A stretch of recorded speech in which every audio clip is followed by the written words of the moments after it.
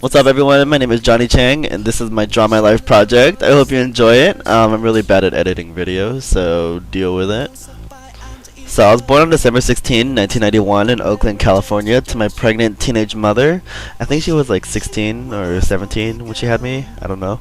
And I was also born to my vertically challenged bastard father, who was 5'2" and 18 when he had me. So after I was born, I came into this world and I was like, here I am, world.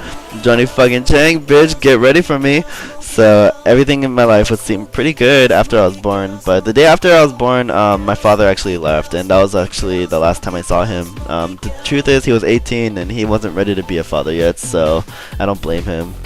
So I grew up in a house with my 3 aunts. My mom had 3 sisters, and my mom lived there too. And also in that house were my grandparents, and even though I never really saw my mom around that much, I was basically raised by my grandparents most of the time. Because I grew up in a house with 4 young women, so I was the only boy, and I was finally the boy that my grandparents always wanted. So I pretty much got away with whatever I wanted because I was pretty spoiled growing up. And when I was younger, I did take advantage of it. And when I was younger, I was in a grocery store and crying in the middle of the checkout area because I didn't get something I wanted. God, I was such a brat. But thankfully, I'm not like that today anymore. But looking back, it really did teach me to appreciate all the things that I have in life today.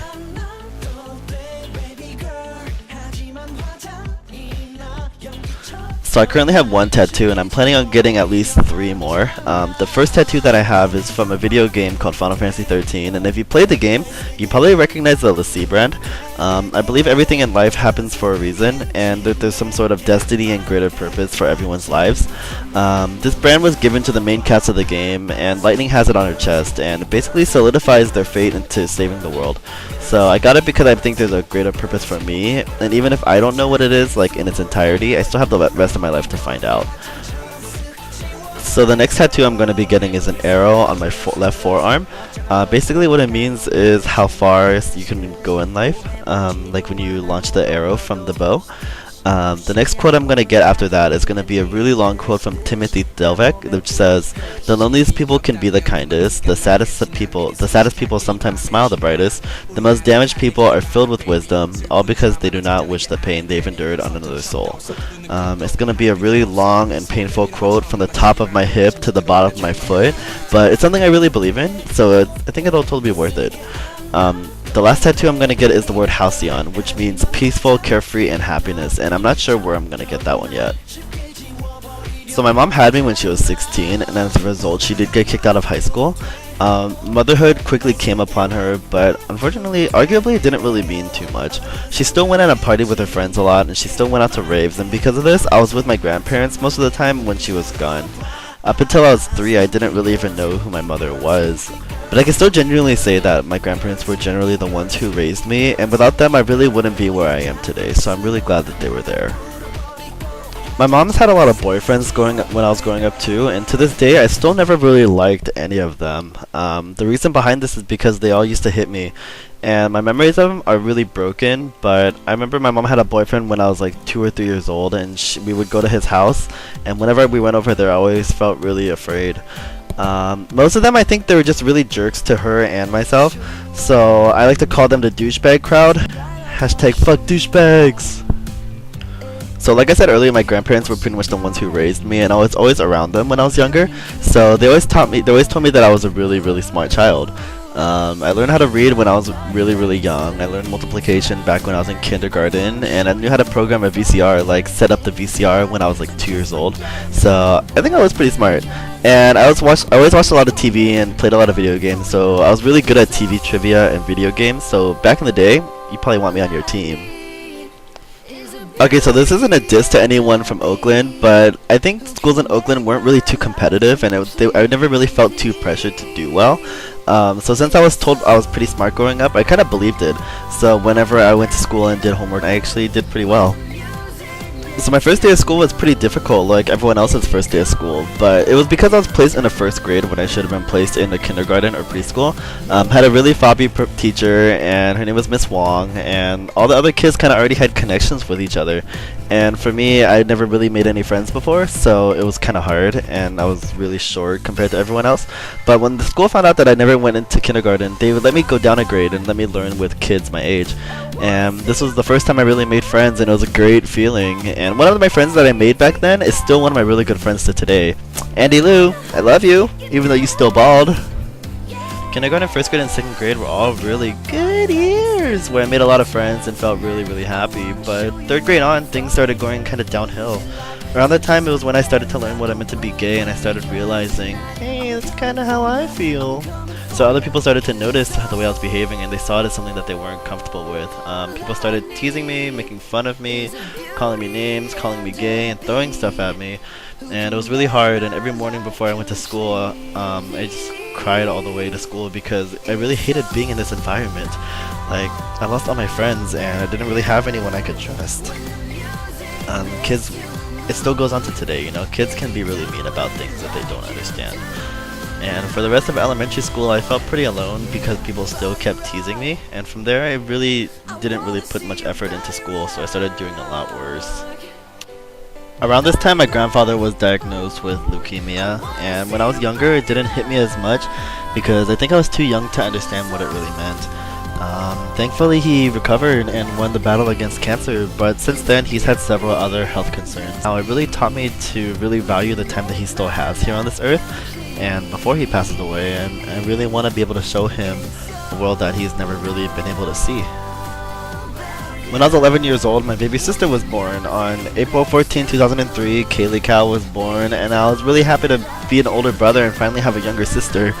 At the same time, I felt kind of more alone at home because I did lose a lot of attention, and at the time I was really spoiled and still wanted all the attention. But looking back, I was just like, wow, that's really stupid of me. Like, I can't believe I felt that way, and I don't know why I didn't shower her with even more love and attention. And today we live 500 miles away from each other, and I'm in Irvine and she's back at home, but we still FaceTime each other every now and then, and I get to see how she's doing, and I really enjoy getting to talk to her. And the girl is 10 years old now, and she's almost as tall as me. So I really thought leaving elementary school and going into middle school, things would really get a lot better, but actually things got a lot worse. Things started to get really violent, and I got beat up a lot and got hit a lot, and people ganged up on me. And the friends that I thought I made back in middle school, apparently they just turned their backs on me, and whenever I tried to talk to them, they just kind of ignored me. People would scream whenever I walked in the room, and they looked at me like I was some sort of a freak. And teachers did everything they could, but I didn't feel like there was anyone I could really talk to about this.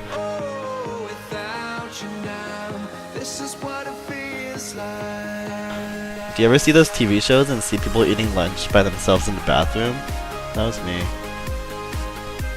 On top of that, things at home weren't really getting much better either. My mom was dating this new guy, and he used to hit me and my mom, and I already forgave him for everything, and he and I are very close now. But the thing I don't really understand is how my mom kind of just sat there and just watched it happen every time. If she did say anything, I never really saw it, but I don't really blame her for not really getting in the way because she was really afraid of losing him. Whenever things would happen, I always just assumed that she was really far away.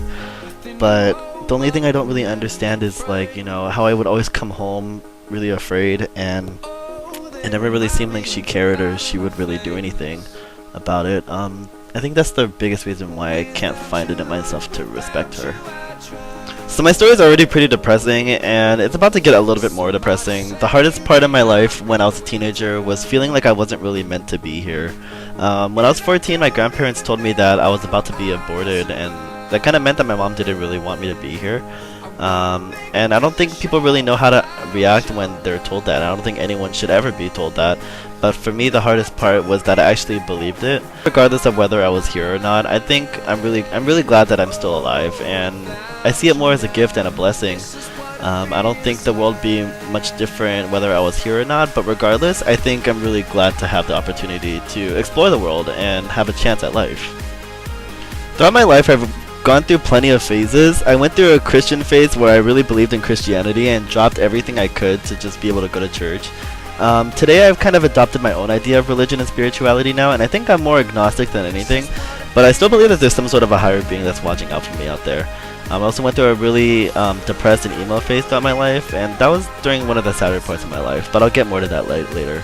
I also went through a really fobby phase where I was really into Asian culture.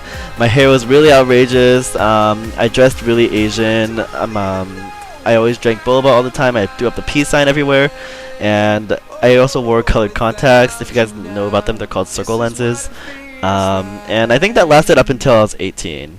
No, 19. No, I'm still in my Fabio phase. I still do all that. So I guess going through all these phases, I think what it really taught me is that some things worked with me and some things really didn't work. I think I'm still kind of learning myself, and I think that's the point of phases, is to keep finding out more things about yourself and learn really what makes you happy. And I think that's the point of going through phases, and everyone's gone through it.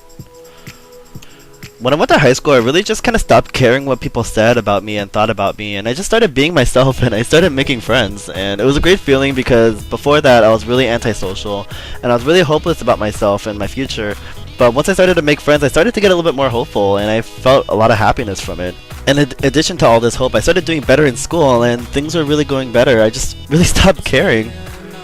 The friends I made in high school, I didn't really last too long, because when I was 15 I moved away from Oakland and I moved to this new city called San Ramon. But this is the first time I actually lived in a suburban place, and San Ramon is really the safest place in the world. And although I really do admire the security, the people there are really lame as fuck. I mean, there's really only 3 things for people to do. Like, you would hang out at a grocery store, you would hang out at the skate park, or you would smoke weed.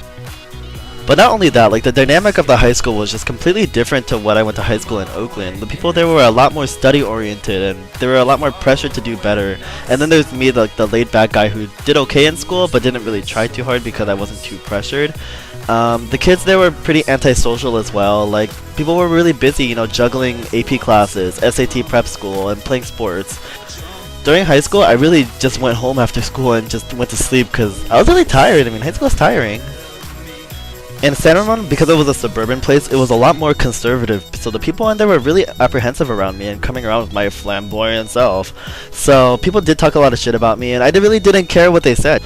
The way I saw it, it was either you're my friend, and that's really cool if you are, and if you're not, then you're not, and it's okay. I really don't lose anything because I really wasn't trying to impress anyone but myself. But surprisingly, I still made a lot of friends, and the people who I still talk to from high school are my really close friends. And one of my friends from high school hooked me up with my first job. Like, I was a tutor for a little bit, and I taught kids how to read and do math. And if you went to Kumon in San Ramon, I was probably your teacher, and I'm really sorry if I was, because I really didn't teach you shit. While things at school were going really, really well, things at home were getting a lot worse. My mom got a lot crazier in the head, and I think she got a lot more spiteful and prideful. And after she moved to San Ramon, she was really focused on herself and kind of moving up in the social hierarchy. Like, she was known as this teenage mom who grew up in a really poor city, and she tried to make herself seem like a really refined woman. She was really focused on her own image, and the hardest part for me and my sister was that she really prioritized her boyfriend over my sister and I. She made him her world and kind of left us out of it, and she wasn't really so much of a mom to me. So I know this all sounds really condescending, like my attitude towards her, but the truth is, like, you know, I really do understand her side of the story. I mean, she had a lot of pressure on her. You know, she lost all her friends, she was a teenage mother, a single parent, she got kicked out of high school. But at the same time, you know, I think part of being a mother is, like, you know, not neglecting your kids and not going to party all the time and putting them first and not your boyfriend or anything else in life. It sounds really condescending the way I'm talking about her, but the truth is, you know, I think she is getting a lot better. With my sister, I think she's trying to correct all the mistakes that she made on me, and I think she's getting a lot better at being a mom. So I guess I am pretty happy for her, and I do wish her the best.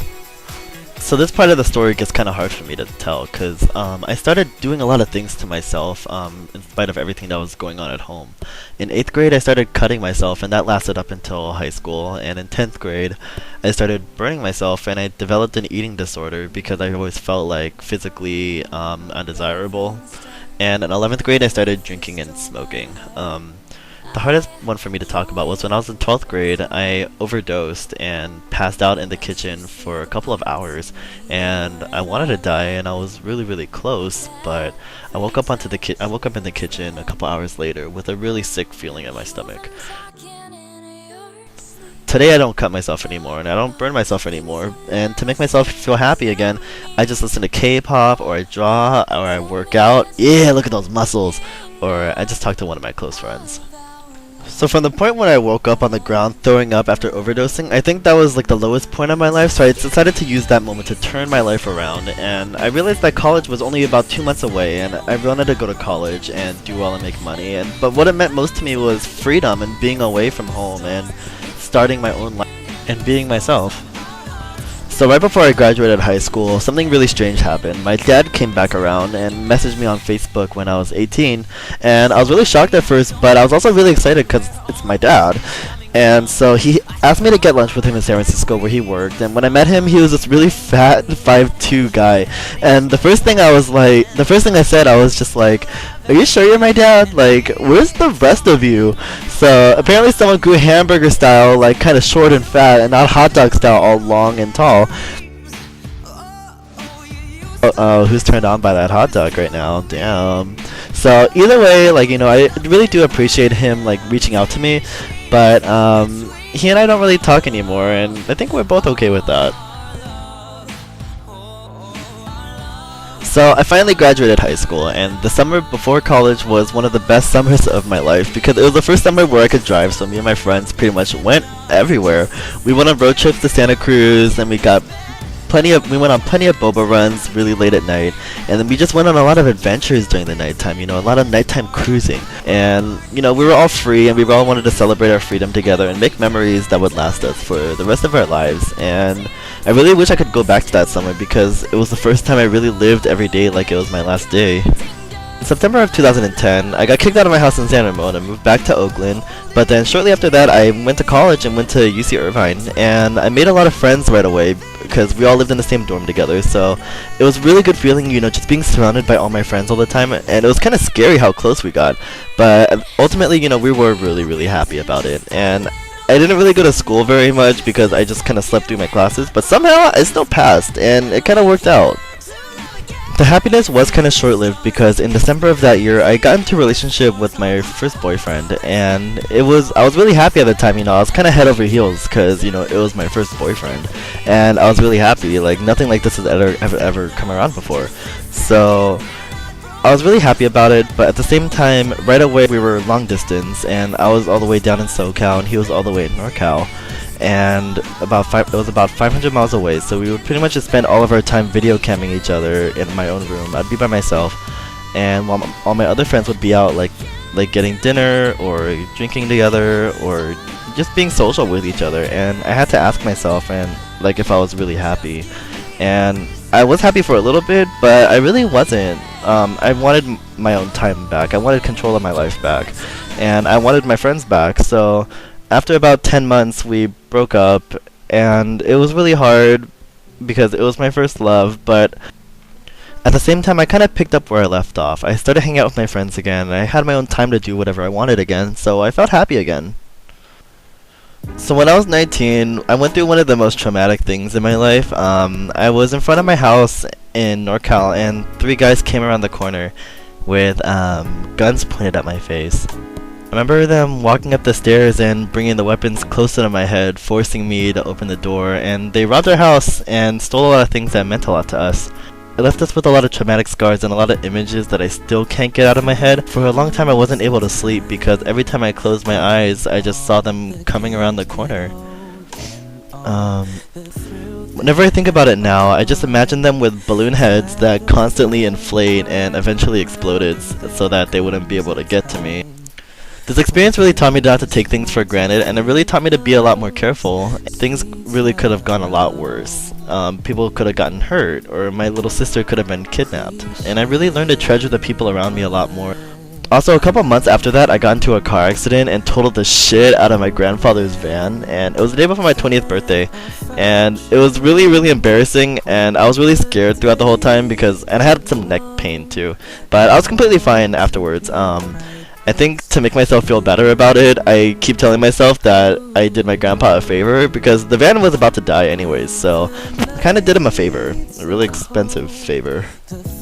And on my 21st birthday, I did what all the cool people did, and I went to Las Vegas with my friends for my birthday. It was my first time traveling as an adult, and even though I don't remember most of what happened that weekend, I think the greatest thing is that it was my first glimpse at seeing the world, and I knew that there was a whole huge world out there that I haven't seen yet, and since then I started to develop a huge passion and desire for traveling.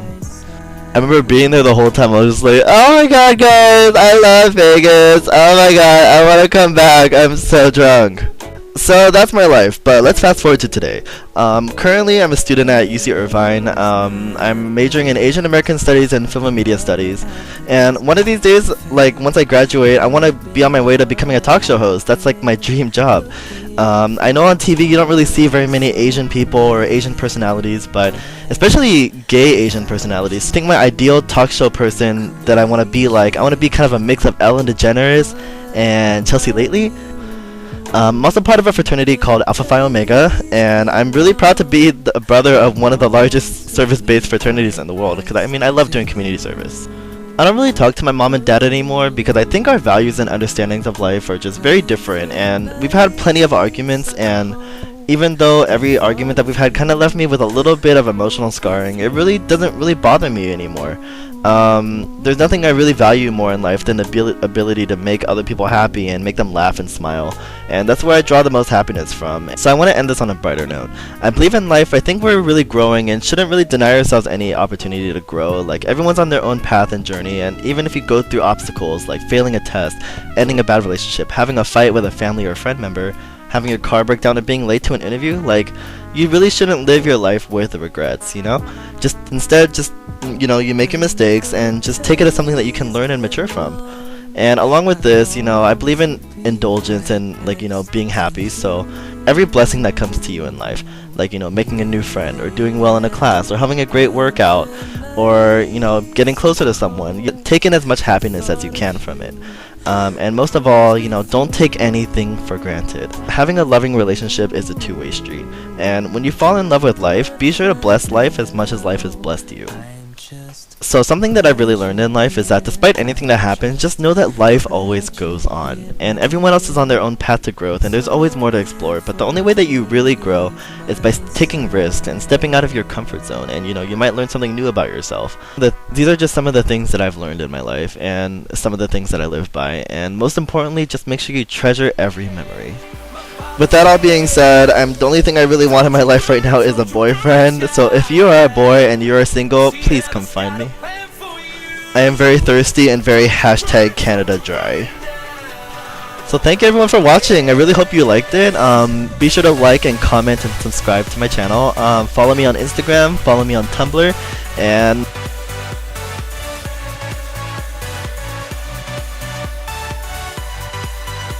that's a wrap! Also, Shane, if you're watching this, please, I really need a good grade in this class, so help me out. Thanks. I love you.